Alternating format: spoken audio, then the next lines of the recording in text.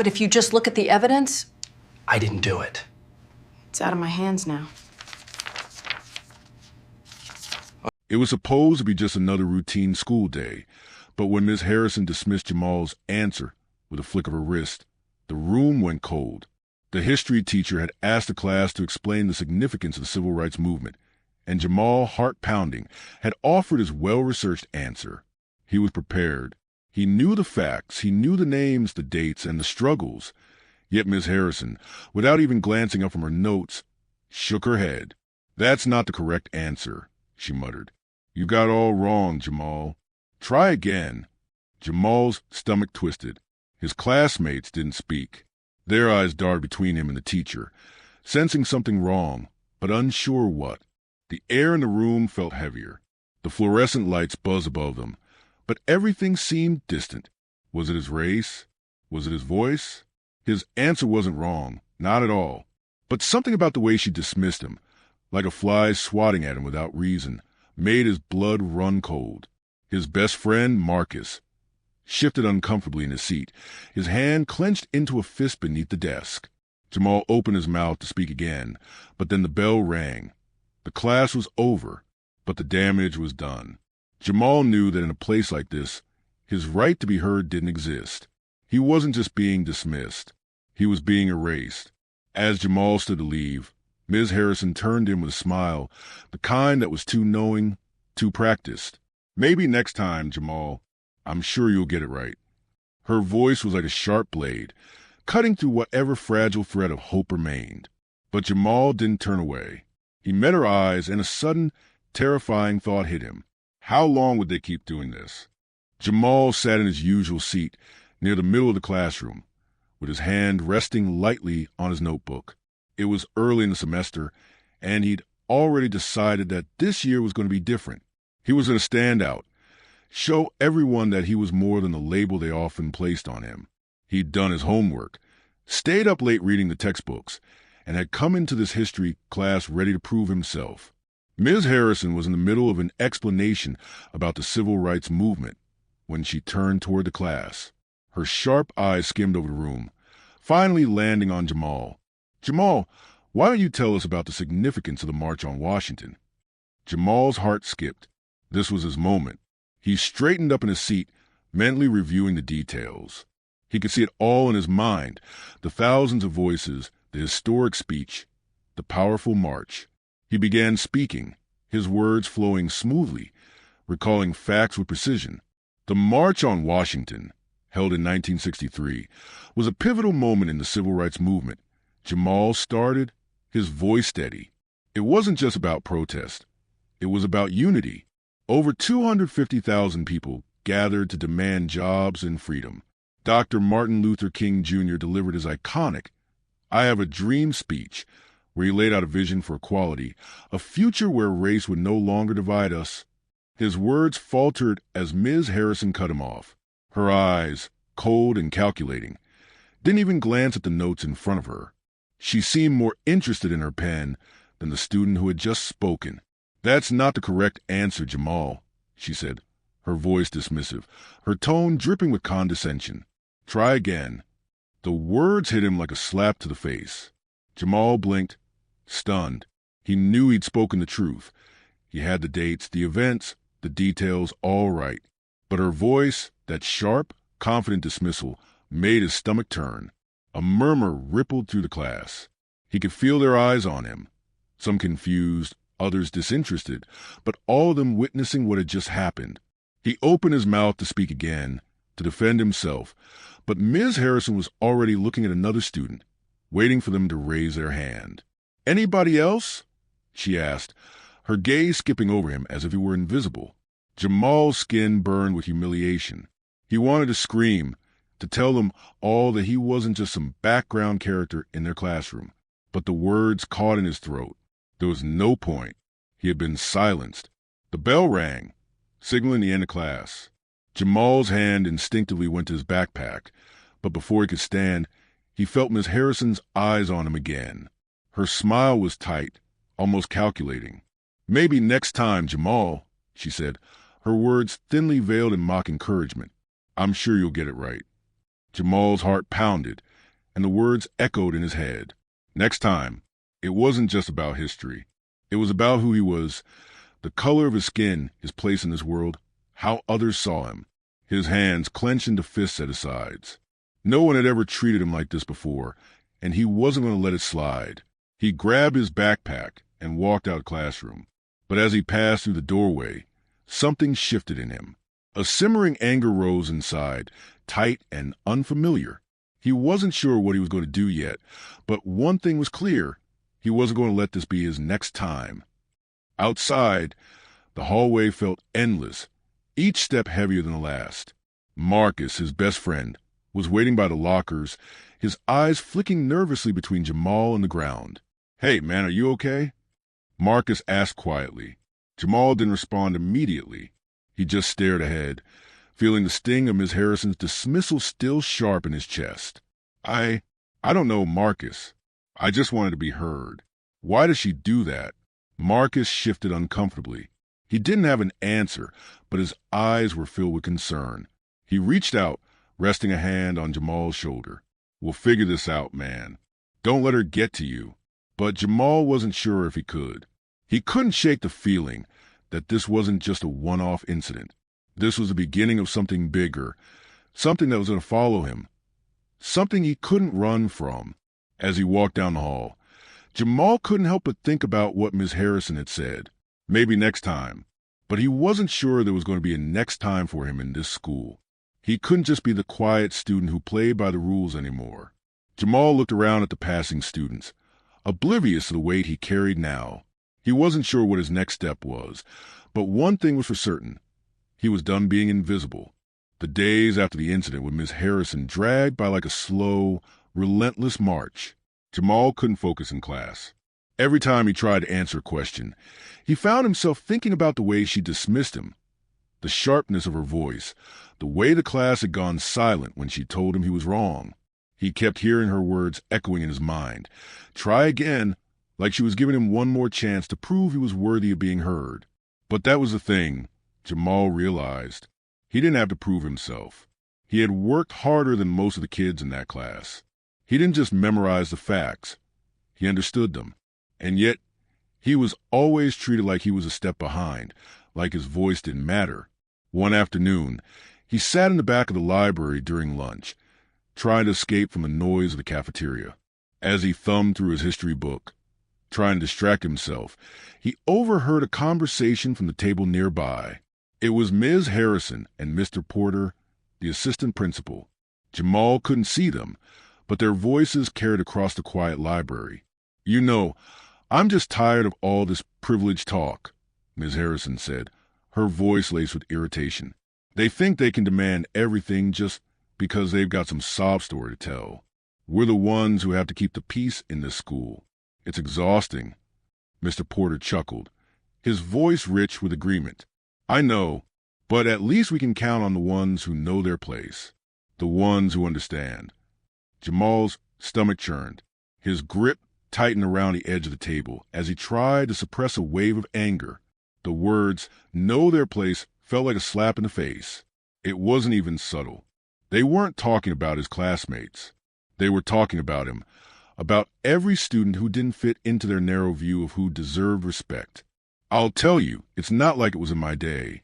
These kids today, they want everything handed to them," Ms. Harrison continued. "And when they don't get it, they act like they've been personally attacked." Jamal's heart raced. He wanted to stand up and confront them right then and there, but he stayed frozen in place. He knew it wouldn't matter. They wouldn't listen. They never did. He had heard things like this before, whispered rumors from students who had been in his position, stories of being dismissed or ignored by teachers. But hearing it so blatantly, hearing it come from the mouths of the people in charge, made everything feel different. He wanted to leave, to escape the suffocating realization that it wasn't just Ms. Harrison. It was the whole system. The school had always claimed to be diverse, progressive even, but in reality, it was just a facade. Beneath the surface, things hadn't changed. Not really. He stood up quickly, nearly knocking his book to the floor, and stormed out of the library, not looking back. He knew now that this wasn't just a few isolated incidents. There was a pattern, one he couldn't ignore. They were all part of it. Ms. Harrison, Mr. Porter, maybe even the others who just stood by and did nothing. But Jamal wasn't going to be quiet anymore. The pattern was clear. If he didn't speak up, no one would. The next few days, Jamal began paying closer attention. He started noticing the small things, the way his answers were brushed off, the dismissive looks from his teachers, the way they never called on him unless they had to. During group projects, he was often paired with the same students who treated him like an afterthought. He overheard more comments, this time from his classmates. "I mean, he's a good guy, but don't you think he's trying too hard?" One of them had said in the hallway, talking about Jamal as though he wasn't standing just a few feet away. Another time, a girl in his English class had whispered, "I get it, he's black, but he's really pushing this whole activist thing. It's kinda annoying." Each remark felt like a crack in the facade, exposing the school's ugly underbelly. The more Jamal listened, the more he realized that this wasn't just an issue with a few teachers. It was everywhere. It was in the classroom, in the halls, in the cafeteria. He wasn't just fighting one teacher's bias. He was fighting a system that was built to overlook him, to make him feel small, to tell him that he didn't belong. One afternoon, as he sat at his usual table in the cafeteria, Marcus slid into the seat across from him. He looked at Jamal, his face filled with concern. "You've been quiet lately. What's going on?" Jamal hesitated, his fingers drumming on the table. He glanced around the room, avoiding the eyes of the students who passed by. "I don't know, man," Jamal finally said, his voice low. "I'm starting to see it everywhere. It's not just Ms. Harrison. It's everyone." Marcus raised an eyebrow. "What do you mean?" "They don't see us," Jamal said, his voice growing more intense. "Not really. They only see what they want to see. And that's not enough anymore. I'm not going to sit back and pretend I'm not being treated differently." Marcus frowned. "What do you want to do about it?" Jamal looked him in the eye, his mind racing. "I don't know yet, but I'm going to make sure they can't ignore us anymore." The days passed, and Jamal's frustration only deepened. It wasn't just the teachers now. It was the way his classmates looked at him, the way they seemed to ignore him, to treat him like an afterthought. There was no place for him to turn, no one to confide in. Even Marcus, his best friend, had begun to pull back, not because he didn't care, but because he didn't understand the depth of what Jamal was going through. It was subtle, this silent treatment. At first, Jamal thought it was just the usual high school stuff. People drifting apart, focusing on their own lives. But soon, he realized it wasn't that. It was more deliberate. The whispers in the halls, the way students would freeze up whenever he passed by, the way conversations would falter when he entered the room.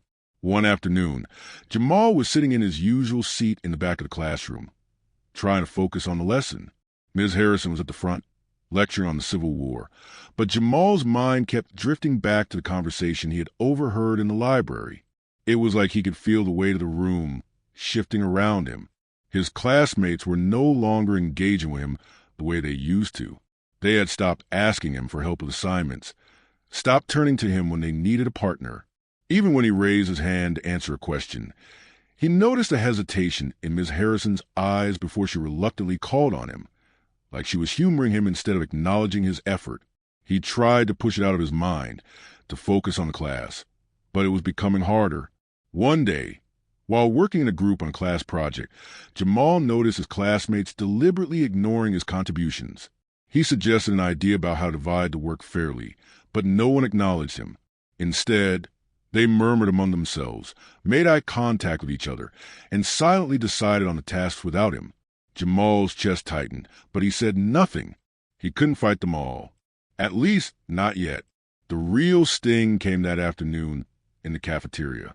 As Jamal made his way through the lunch line, his eyes flicked over to a table where a few of his classmates sat. They were laughing as usual, but when they noticed Jamal walking toward them, their laughter stopped. It wasn't the usual friendly stop. It was different. It was as if they had been caught doing something wrong, like they had been caught in the act. Jamal paused, unsure what to do. He stood there for a moment, the weight of their gazes feeling heavy on his shoulders. A quiet tension hung in the air before one of the boys, Derek looked away and muttered, "Hey, man, you can sit with us if you want." But it wasn't an invitation. It was a hollow gesture, something to fill the silence, to make it seem like they were being inclusive. Jamal saw right through it. "I'm good," he said coldly, not bothering to sit down. He turned, walking away without another word, but the feeling of their eyes on his back lingered. Later that afternoon, as Jamal passed the hallways on his way to his next class, he overheard snippets of conversation that made his blood boil. "That Jamal kid is always on his high horse, acting like he knows everything," one student whispered. "I can't stand how he's always trying to prove he's the smartest." "Yeah," another voice chimed in, "like, we get it. You're black, and you think the world owes you something. You need to calm down." Jamal felt his heart drop into his stomach. It wasn't just the teachers anymore. It was his peers, too. The school that had once felt like a place where he could succeed, where he could make his voice heard, now felt like a cage. He stopped in his tracks and turned into a nearby bathroom, locking himself in one of the stalls. His fists clenched, his breath shallow as the anger bubbled up inside of him. He hadn't done anything wrong. He had always played by their rules, worked harder than most. And this is what he got in return? His phone buzzed in his pocket, snapping him out of his thoughts. It was a text from Marcus. "Hey, man, you okay?" Jamal stared at the screen for a long moment before typing back, "I don't know, man. It's like they don't even see me anymore. I'm invisible to them." The reply came quickly. "Don't say that. You're not invisible. You're just different. They don't get it. But we'll figure this out together." Jamal read Marcus's words, but they didn't offer the comfort they used to. He didn't feel different. He felt erased, forgotten. The bell rang, signaling the start of his next class, and Jamal hesitated. He could stay in the bathroom, hide away from it all. But what would that do? What was the point of hiding when everything he worked for was slipping away before his eyes? Taking a deep breath, he exited the bathroom and walked to class, each step heavier than the last. But this time, he didn't just walk into the classroom. He walked in. Jamal knew now that the fight wasn't just about him anymore. He wasn't going to just take the silent treatment. He wasn't going to disappear without a fight. If they didn't see him, if they didn't hear him, then he was going to make them. The following week, Jamal's sense of isolation reached its peak. It wasn't just the cold shoulders from his classmates or the dismissals from his teachers. It was the little things that made it clear he didn't belong here. He was nothing but an outsider in the very place that was supposed to educate him, that was supposed to give him the tools to succeed. And now, something else was happening, something he couldn't ignore. It was after school when the incident occurred. Jamal had just finished his last class and was heading to the bus when he saw Officer Thompson, the school security guard, standing by the gym entrance. Officer Thompson was one of those figures who seemed to blend into the background most of the time, his presence unremarkable, his uniform plain. But today, as Jamal walked toward the exit, he felt something shift. The guard's eyes locked onto him with a coldness that was impossible to ignore. "Hey, you!" Officer Thompson called, his voice gruff. Jamal paused, confusion flashing across his face. "Me?" he asked, his voice betraying his uncertainty. "Yeah, you. Come here." Jamal hesitated for a second, but then he took a step forward, his heart pounding. "Is there a problem?" "You fit the description," Officer Thompson said, his voice flat and dismissive. "We had some vandalism around here, and we need to check IDs. You've been acting suspicious." Jamal's mind raced. Vandalism? There had been a small incident in the gym last week, but nothing major. He hadn't seen anything suspicious. And he certainly hadn't been involved in any vandalism. "I'm just heading out," Jamal said, his tone growing more defensive. "I didn't do anything." The officer didn't move, his expression hardening. "I don't care what you did or didn't do." I said, "Show me your ID." Jamal took a deep breath, trying to keep his calm, but the tension in his chest was building. He wasn't sure if it was the officer's presence or the complete lack of reason to demand, but something about the situation felt wrong, like he was being singled out just for existing. "I don't need to show you anything," Jamal said, his voice now firm. Officer Thompson's gaze darkened. "You think you're above the rules?" Show me your ID or I'll have to report you. The hallway seemed to close in around Jamal. He could feel the stares of students who had gathered nearby, some curious, some nervous.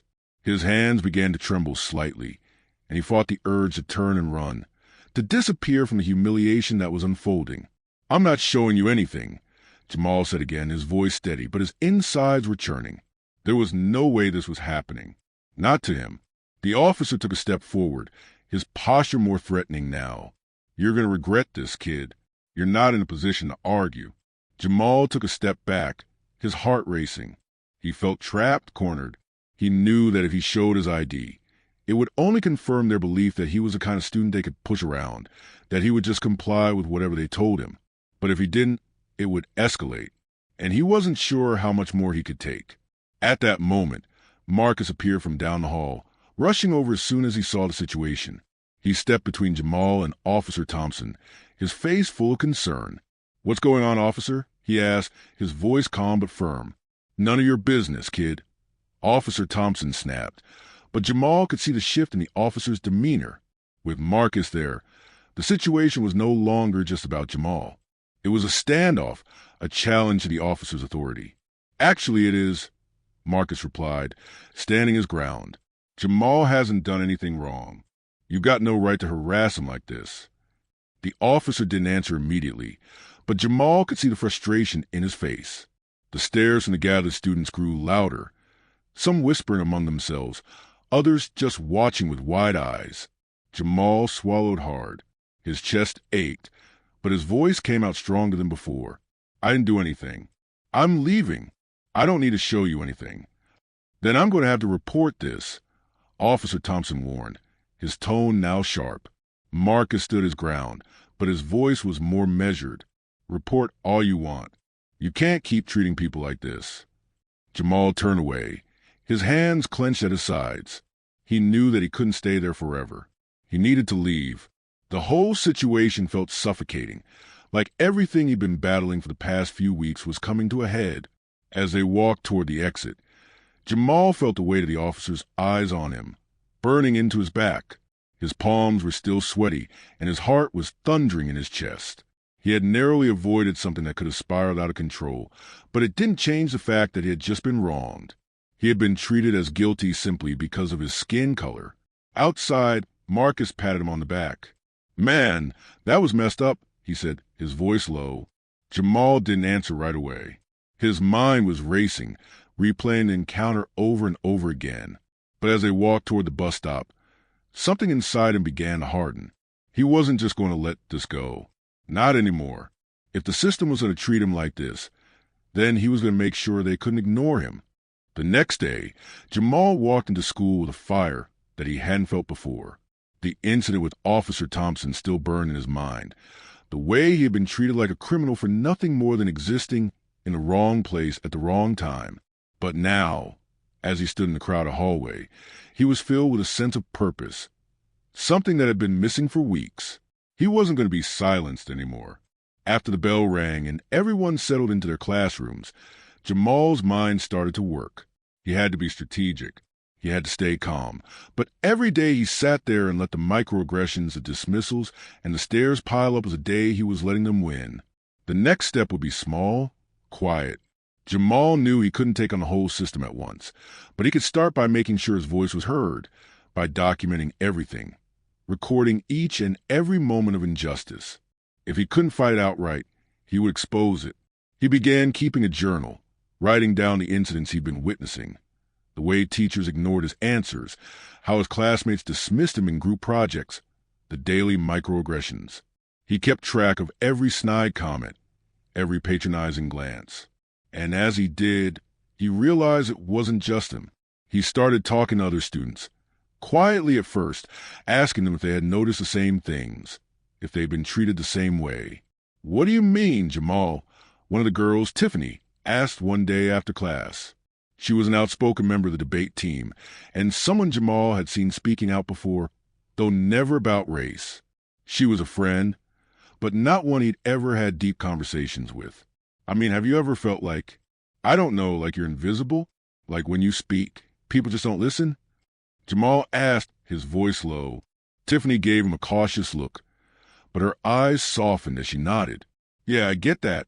Not all the time, but sometimes it feels like I have to try twice as hard to get taken seriously, especially when it's me against some of the guys in class, or even some of the teachers. Jamal felt a rush of relief. He wasn't the only one, but he knew it was more than just a few isolated incidents. It was a pattern. The more Jamal asked, the more people started to open up. Students of color, those who didn't fit the typical mold, all began to share their stories with him. They all felt it, that invisible wall that kept them from ever truly being seen. Some of them had already been documenting their experiences, quietly collecting proof, just like Jamal. One afternoon, while hanging out in the back corner of the library, Jamal met with Marcus, Tiffany, and a few others. They gathered around the table, their eyes darting nervously toward the door, as if they were committing some kind of crime just by having the conversation. I think it's time we do something, Jamal said quietly as he looked around at the others. It's not enough to just talk about this anymore. We need to make it clear to the school, to the teachers, to everyone that we won't be ignored anymore. We can't just keep letting it slide. Marcus nodded, his brows furrowing in agreement. I'm in, but what exactly do we do? We start keeping track, Jamal said, his eyes lighting up with conviction. I've been documenting everything, the microaggressions, the comments, everything. We need to keep a record, and when we have enough proof, we go public. We make them see it. We don't let them silence us anymore. Tiffany leaned forward, her voice tinged with urgency. What do they find out? What if they shut us down? We have to make sure it's impossible to shut us down, Jamal said, his voice firm. This isn't just about me. It's about all of us. And if we have to make it public, then we'll make it public. We'll go to the media, the school board, anyone who'll listen. The room fell silent for a moment, the weight of their decision hanging heavy in the air. Then Marcus spoke up again. I've got your back, Jamal. You're not in this alone. Me too, Tiffany added, her voice steady. I've got friends in the student newspaper. We can get this out there. Jamal felt a surge of hope that he hadn't realized he was missing. For the first time in weeks, he felt like maybe, just maybe, he wasn't as alone as he thought. The following days were tense. Jamal continued to document every detail, every slight, every example of bias he could find. He shared his notes with Marcus and Tiffany, and they began building a case, a quiet, underground movement that would soon be impossible to ignore. But it wasn't easy. Every time Jamal walked into class, he could feel the eyes of his classmates on him. They weren't always the ones who spoke up, but they knew. They could sense that something was shifting. The subtle hostility was there, like an undercurrent that ran through every interaction. Still, Jamal didn't let it stop him. He kept his head down when he needed to, but he never stopped observing, never stopped documenting. He even began speaking up more, little comments here and there, calling attention to the biases that had gone unnoticed for so long. One day, Ms. Harrison called on him in class to explain the significance of a historical event. Jamal had prepared his answer in advance, but when he spoke, he noticed a familiar dismissiveness in her eyes. She interrupted him halfway through, muttering something about him missing the point. For a moment, Jamal's stomach twisted with frustration. But this time, he didn't let it slide. Actually, Ms. Harrison, he said, his voice calm but firm, I believe I'm making a valid point. The whole reason this event is so significant is because it directly challenges the power dynamics you're referring to. It's about resistance. Ms. Harrison faltered for a moment, her eyes narrowing slightly, but then she dismissed him with a wave of her hand, moving on to another student. Jamal could feel the anger rising inside him, but he didn't back down. He wasn't going to let them silence him anymore. The tension had been building for weeks, but Jamal couldn't keep quiet anymore. He had spent days documenting the bias, gathering evidence, and making connections with students who shared his experiences. What had begun as a quiet resistance, a subtle form of pushing back, was now growing louder. Jamal's plan had started to take shape. He was ready to confront those who had been treating him like he didn't matter. It wasn't going to be easy, though. He knew that. There was something almost suffocating about the quiet authority that teachers like Ms. Harrison carried. Her dismissals had always felt like small cuts, but now he could see them for what they were, part of a bigger, systemic issue.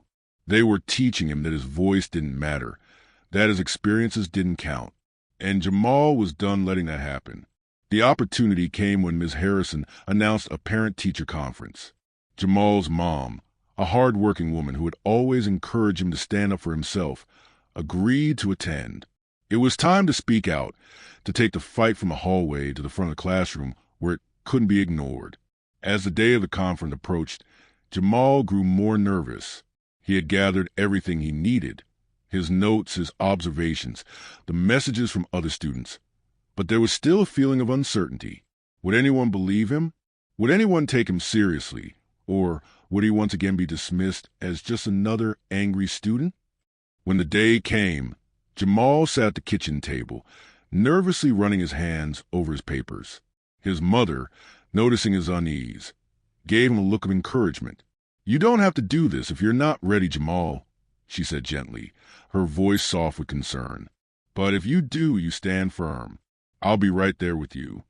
"I'm ready, Mom," Jamal replied, though his voice wavered slightly. "I have to do this. It's not just for me. It's for everyone who's been ignored, who's been silenced." They arrived at the school just before the conference began, and Jamal's nerves were almost unbearable as they sat in the waiting area. His heart pounded in his chest, but he knew there was no turning back now. The conference room was a stark, sterile space, filled with a hum of fluorescent lights overhead. Ms. Harrison sat at the head of the table, her expression professional, though there was a hint of tension in her posture. Jamal's mother, Ms. Thompson, sat beside him, her arms crossed, her eyes alert. "Good afternoon," Ms. Harrison began, offering a forced smile. "Thank you for coming in today. We're here to discuss Jamal's progress in class." Jamal's mother nodded, her gaze never leaving the teacher's face. "Of course," she said, her voice calm but firm. Ms. Harrison began speaking about Jamal's grades, his performance in class. But Jamal's focus wasn't on the grades. It was on the subtle undertones, the way Ms. Harrison would occasionally shift in her seat, as if she were trying to avoid eye contact. Jamal could see the cracks in the teacher's facade. Jamal does well when he applies himself, but there are some concerns about his behavior. Ms. Harrison continued, looking at her notes. He can be disruptive at times, speaking out of turn, challenging authority. Jamal's mother raised an eyebrow, but she didn't speak. She knew where this was going. Jamal could feel the knot in his stomach tightening. "I'm sorry," Jamal said, his voice cutting through the conversation. "But that's not the issue. The issue is that you don't listen to me. You never have." Ms. Harrison paused, surprised by his directness. "Excuse me?" Jamal stood, his palms sweating but his voice steady. "I've been trying to contribute, to answer your questions, to participate. But every time I speak up, you shut me down. You treat me like I don't matter. It's not just me. I've been watching other students, and I'm not the only one who's being ignored." His mother's eyes flicked to Ms. Harrison, and Jamal could see the tension between them. But Jamal didn't back down. "I've been documenting everything. The comments, the looks, the dismissals." Jamal continued, "It's not just in your class. It's happening everywhere. I'm not the only one who feels this way. Ms. Harrison, I'm just the only one who's willing to say something." Ms. Harrison's expression darkened, and for a moment, Jamal thought she might explode. But instead, she glanced at his mother, who had been silent up until now. "Jamal," his mother said softly but firmly, "we're here to have an open conversation, not to make accusations." Jamal's mother's calm demeanor had always been her strength, but Jamal could feel the anger rising in him. He wasn't going to let her silence him now. "This is exactly the problem, Mom," Jamal said, turning to her. "They always dismiss us. And when we stand up for ourselves, they tell us we're being disruptive. They tell us to be quiet, to sit back. But it's not just me. It's all of us." The room went silent for a long moment. Ms. Harrison shifted uncomfortably in her seat, clearly unsure how to respond. Finally, she cleared her throat. "I didn't realize you felt that way, Jamal," she said, her tone colder now. "But I think it's important to remember that in my class, respect is a two-way street. If you're not following the rules, if you're challenging my authority in front of class, I have no choice but to respond. Jamal's blood boiled. This isn't about authority. It's about respect. You don't respect me. You don't respect any of us. His mother placed a hand on his arm, but Jamal didn't pull away. He wasn't done. Not yet. We'll be leaving now, Jamal's mother said, her voice unwavering. She stood up, her decision final. Jamal and I will be contacting the school board. You made it clear how you feel about him, and we'll make sure others hear about it, too. The teacher sat there, her face expressionless, but Jamal could see the shift in her posture. She hadn't expected this. She hadn't expected someone to fight back. As they walked out of the conference room, Jamal felt a strange mix of relief and anger. He had done what he set out to do, but the fight was far from over. He didn't know what would happen next, but one thing was clear. He wasn't going to be silenced anymore. The days after the conference were a blur of anxiety and anticipation. Jamal couldn't shake the feeling that something was about to change, but he wasn't sure if it would be for the better or worse. After the confrontation with Ms. Harrison, he knew one thing for sure. He had crossed a line. There was no going back now.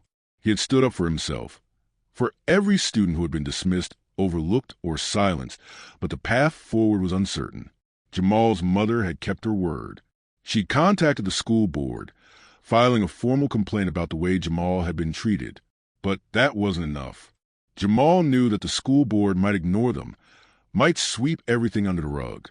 He needed something bigger, something that couldn't be ignored. It wasn't long before Jamal turned to social media. He had never been the type to make a public fuss, but he realized that sometimes the only way to be heard was to make people listen. He started a Facebook page called Voices of the Silenced, a space where students could anonymously share their stories of discrimination, bias, and injustice. It wasn't just about him anymore. It was about everyone who had been pushed aside, about the voices that had been ignored for too long. At first, the page didn't get much attention, but Jamal didn't give up. He kept posting, sharing his own experiences, and encouraging others to do the same. Slowly, the page began to grow. More and more students reached out, sending messages, sharing their stories of being overlooked, of facing subtle and not-so-subtle discrimination. Teachers, administrators, and students who had long been complicit in the school's culture of silence were starting to be exposed. Jamal could feel the momentum building. One night, as he scrolled through messages, a post caught his eye. It was from Tiffany, one of the students he had spoken to earlier. "Jamal, I think we need to take this public." The message read, "I'm in touch with a reporter from the local news. They're interested in covering the story. This could be our chance." Jamal's heart raced. The idea of going public terrified him. But at the same time, it felt like the only way forward. If they could get the media involved, it would be harder for the school to ignore them. They could no longer pretend the problem didn't exist. He responded to Tiffany immediately. "Are you sure? This is going to get messy."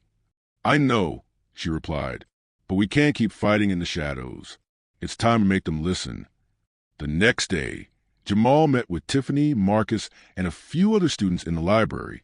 They sat in a corner, far away from the eyes of teachers and staff, whispering urgently as they planned their next move.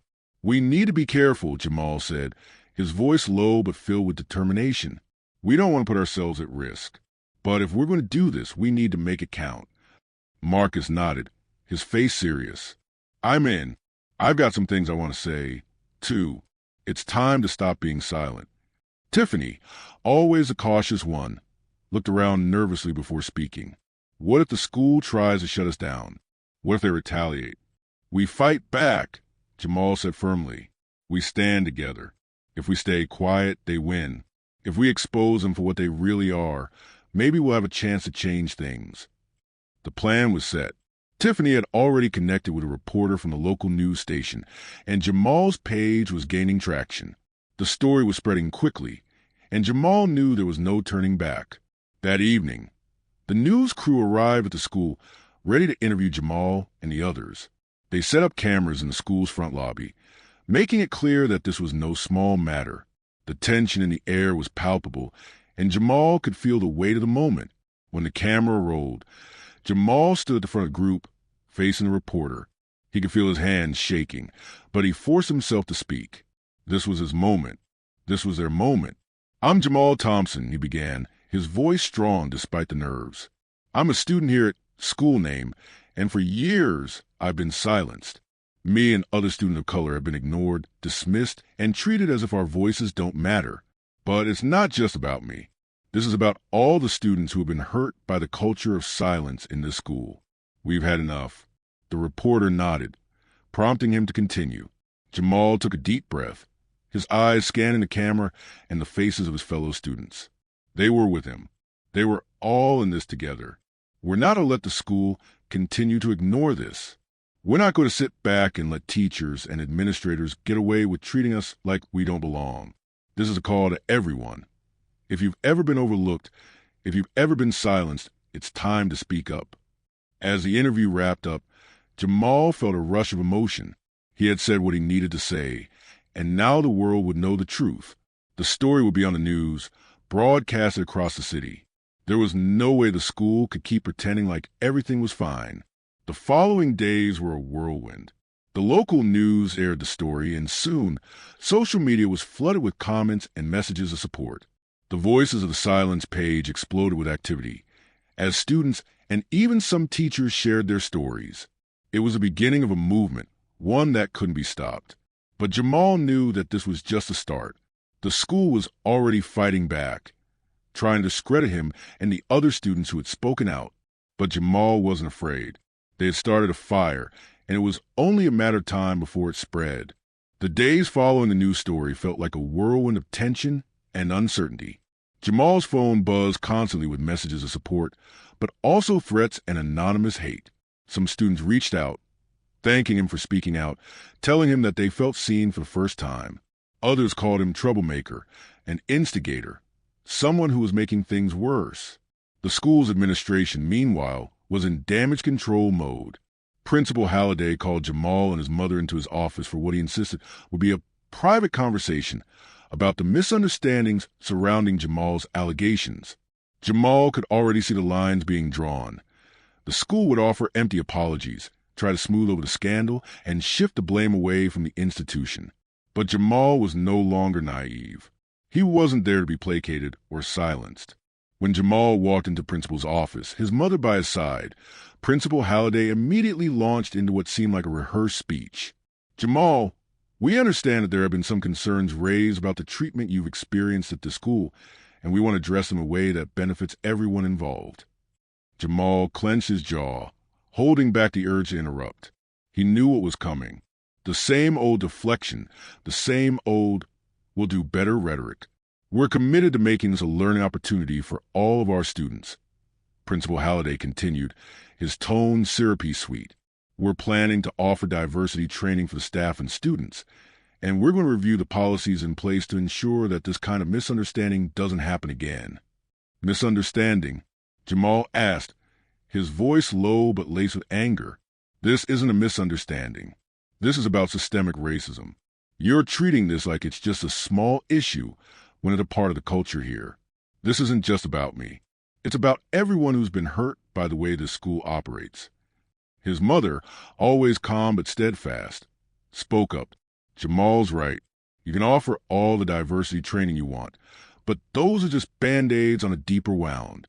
The problem is in the way you allow this to continue, the way you let your teachers and staff treat students like they don't matter." Principal Halliday's face tightened, but he quickly recovered his composure. "We appreciate your feedback, Mrs. Thompson. We will take it into consideration moving forward. But we also want to make sure that the situation doesn't escalate further. Jamal, I hope you understand that this could have serious consequences for you as well. The media attention, the student protests, it's causing a divide in the school." Jamal felt the weight of his words settle heavily on him. He had known this was coming. The threat of consequences wasn't subtle, and he wasn't naive enough to believe the school was concerned with his well-being. They were concerned with the optics, with saving face.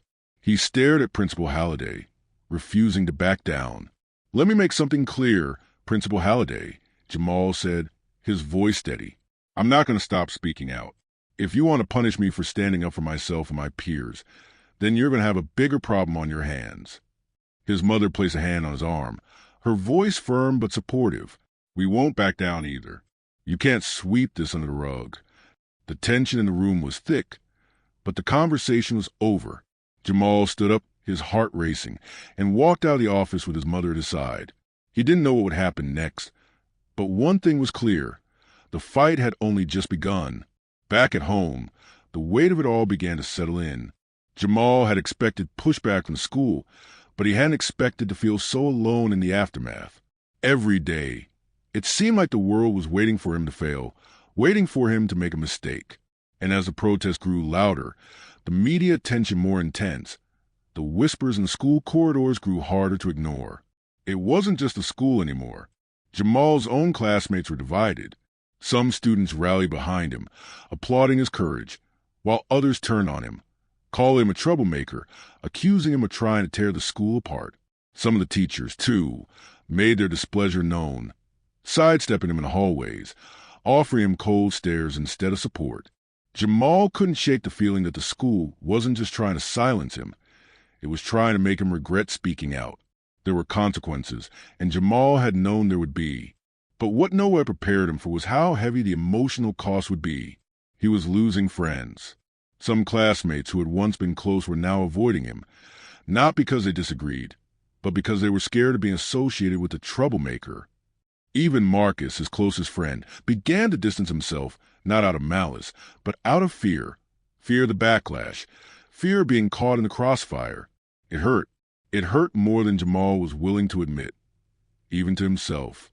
He had expected resistance from the school, but not from the people he thought he could rely on. He had always believed in the power of standing together, of solidarity, but now he felt the sting of betrayal everywhere he turned.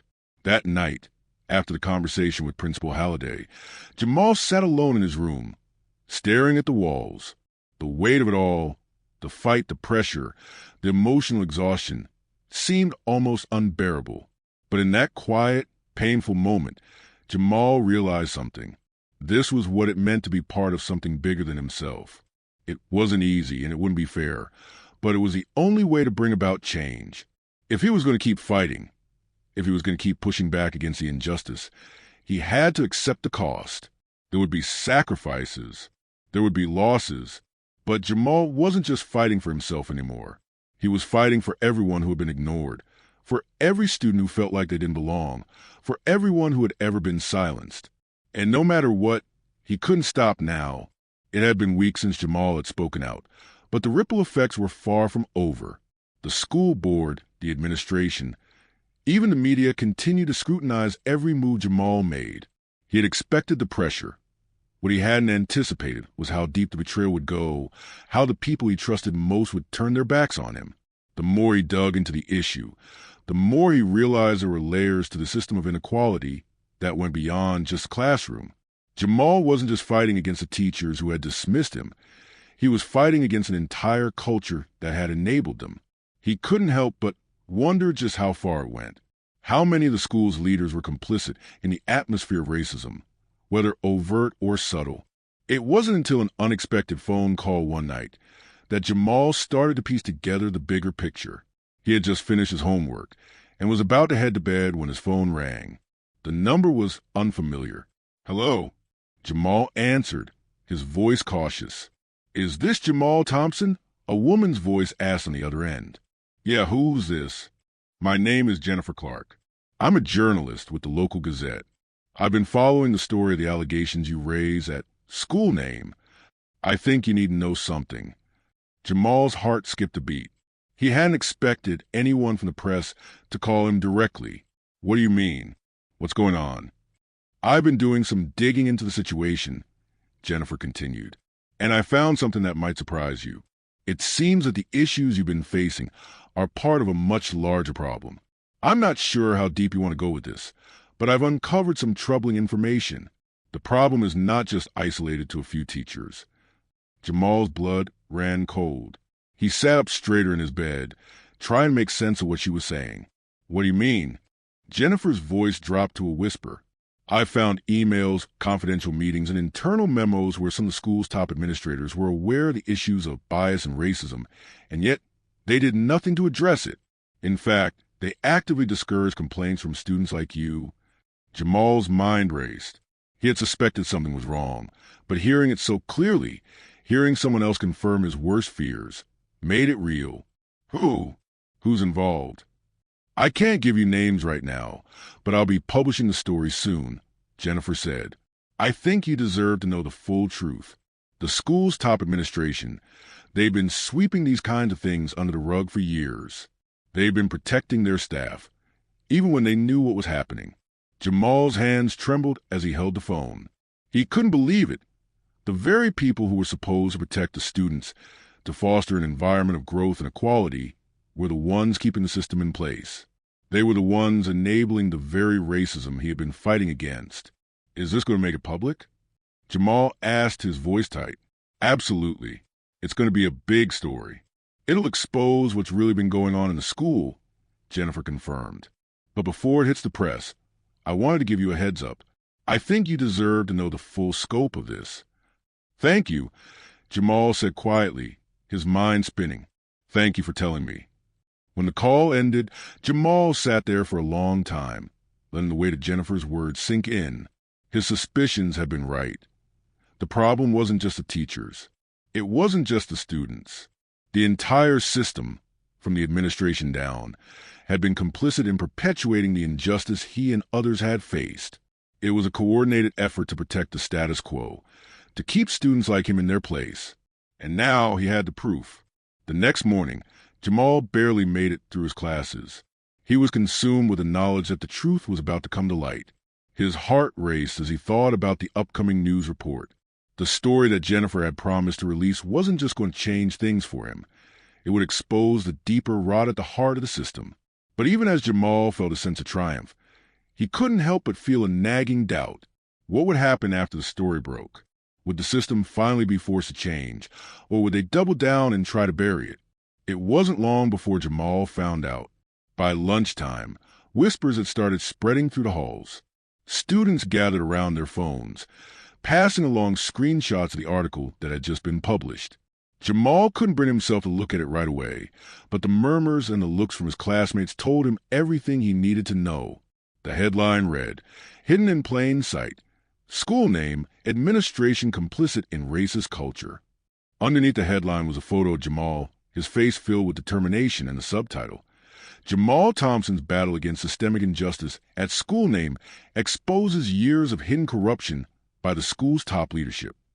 The article went on to detail the internal emails, the documented meetings, and the memos that proved the administration had been well aware of the racial issues at the school, but had deliberately chosen not to act.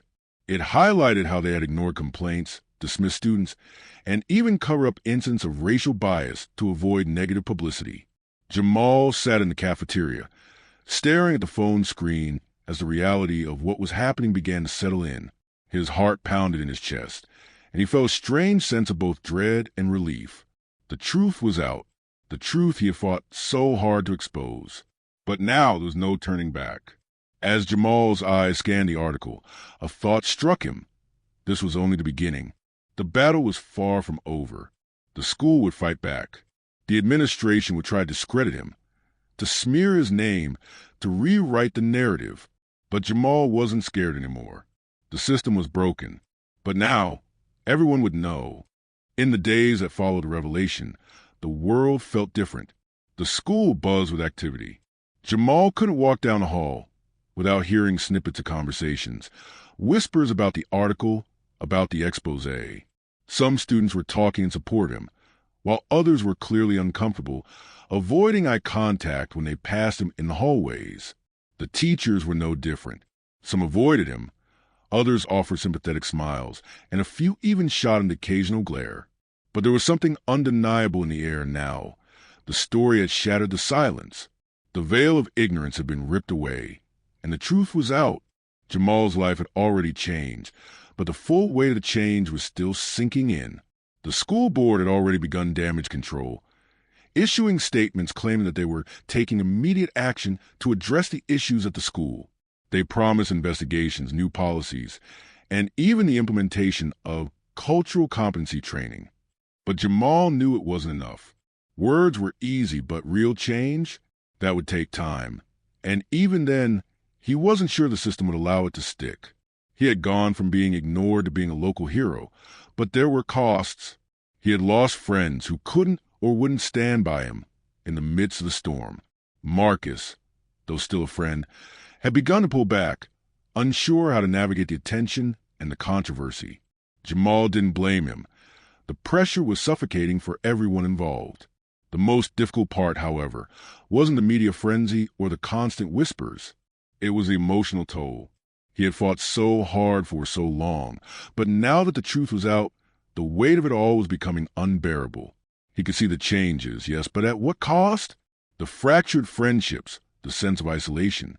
His own identity, one centered around excelling and fitting in, now felt like it had been defined by his activism, by the story he had told, by the fight that it started.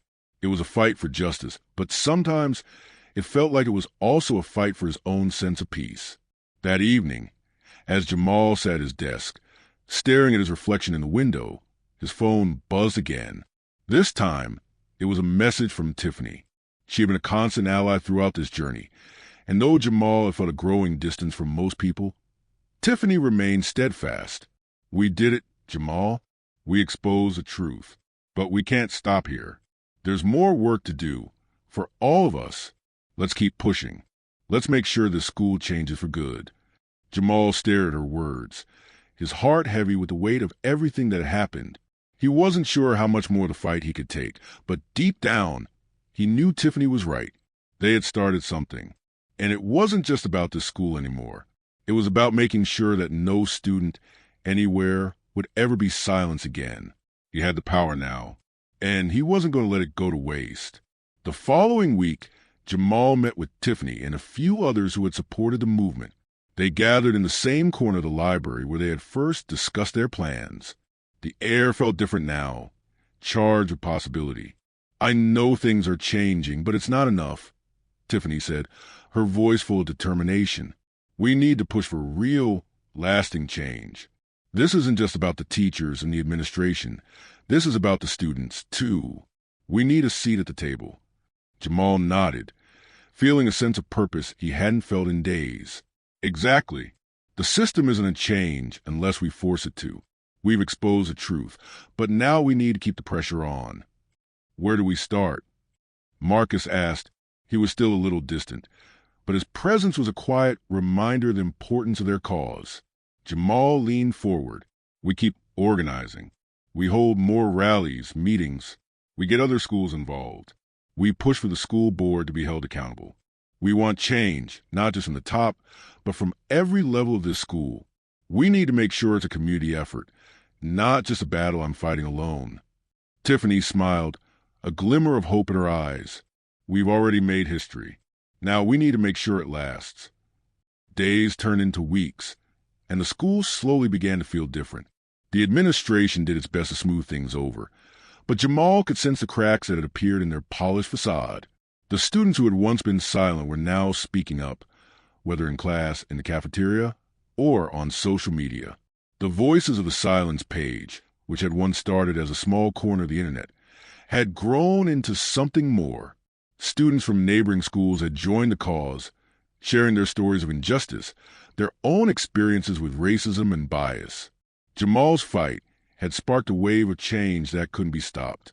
But it wasn't just about activism anymore. Jamal realized that he had begun rebuilding the parts of himself he had neglected. He had lost so much along the way, but he wasn't going to let that define him. He had learned that real change wasn't just about exposing the truth. It was about healing and growing, too. The day Jamal stood before his classmates once more, it wasn't to give a speech or rally against the system. It was simply to speak, to be heard, not as a symbol of resistance, but as a person who had fought, endured, and come out stronger on the other side. "I know we've been through a lot," Jamal began, his voice calm but strong. "But this isn't over. It's just the beginning. Change takes time, and it takes all of us working together. We've proven that our voices matter, and we've proven that we won't be silenced anymore. As he looked around at the faces of his peers, some nodding in agreement, others still processing what had happened, Jamal felt a surge of pride. They had done it. They had started something that couldn't be undone. For the first time in a long while, Jamal felt like he was part of something bigger than himself, a movement that wasn't just about one person's fight, but about the power of many voices working together for justice. And as he left the school that day, his steps were lighter, his heart fuller. The road ahead wouldn't be easy, but Jamal knew now that it was a road he didn't have to walk alone.